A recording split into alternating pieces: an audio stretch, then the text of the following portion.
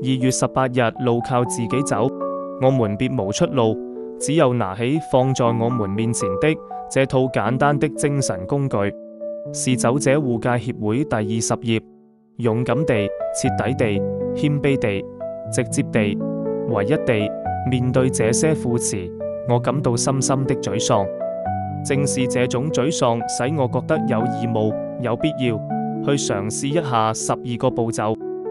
我認為比爾 W 先生是幸運的，因為他能有如此重大的，甚至是轟轟烈烈的精神體驗。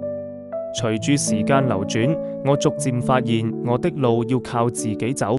到護戒協會幾天之後，在協會會議上，成員之間的相互交流和彼此分享各自經驗，使我找到了溫暖和友誼。我知道通過逐步地深入實施12個步驟，我們每個人都會找到了自己克服走人的途徑。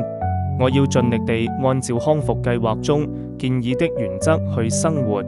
現在我對生活、對人、對任何事情的態度，都在上蒼的照管下有了轉變和進步。